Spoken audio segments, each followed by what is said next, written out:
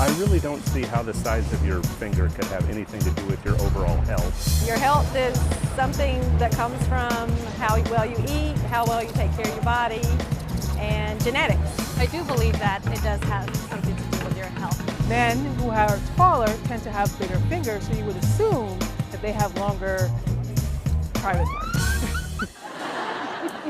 Today we're revealing these surprising health signals that your face, fingers, and toes reveal. And now, on to the fingers. So everyone look at their ring fingers compared to their index finger. So your second digit compared to your fourth digit. University of Florida researchers found men whose ring finger is longer than their index finger have higher sex drives. There you go. Yeah, baby. So, Oh dear. Yeah. You've got a problem. I show you my fingers, and now you're like, basically telling me I have a small. It's sex drive.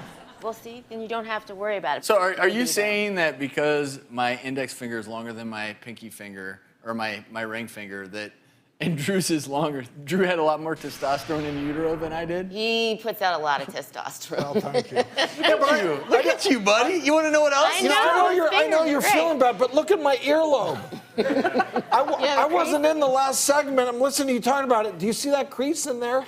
Yeah, I do. Oh man, I'm Remember, sorry. it's just an association. And you know what? Did you see that? This is where you can't emphasize this enough.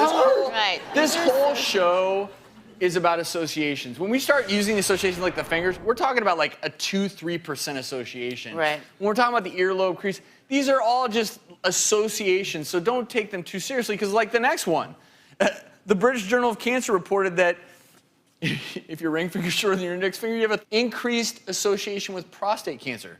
So not only do I have no sex drive, I'm gonna get prostate cancer. Is that what you're saying? And my heart's going to go, and we'll go together. Well, at least you have. Well, at least you'll be sex having drive. sex. Good sex drive. Maybe that's the way you I better rethink this. All right, so anyway, prostate cancer is the second most common cancer amongst American men. And we asked urologist Dr. Dudley Danoff to share his top tips every man and the woman in his life needs to know. If you're over 40, you should be seeing a guy like me. I'm a urologist. Just the thought of a rectal examination can be quite uncomfortable. I'm going to give you a few tips on how to have a comfortable prostate exam. It's very, very important that you relax. Don't tense up. The second key is to breathe deeply in and out through your mouth and through your nose. And last but not least, think of something really pleasant. It may be a vacation spot. It's like a walk in the park.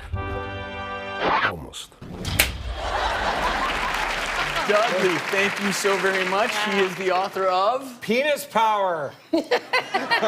So, Dr. Orden, you know a thing or two about I prostate do, exams, and you know, not? we're trying to send the message to guys, it's not that bad. And I did it right here on the show, You did. in the procedure room with our dear friend, Dr. Jen Berman. Take a look. We have liftoff. We're looking at his prostate. Just don't hurt his brains down there, okay?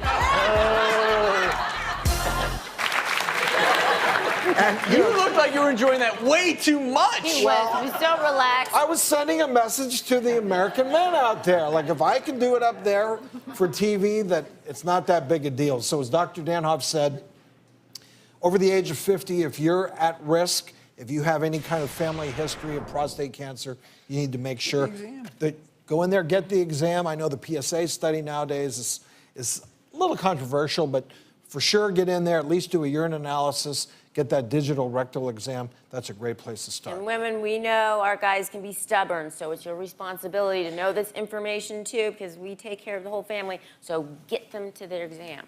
Yeah, and so we've talked about men's fingers. What about women's fingers? Well, for women, the same thing about the index and the ring finger hold true, but it can be associated with osteoarthritis. Just another reason to get your calcium, to do your exercises, so that your bones and your joints can stay nice and strong.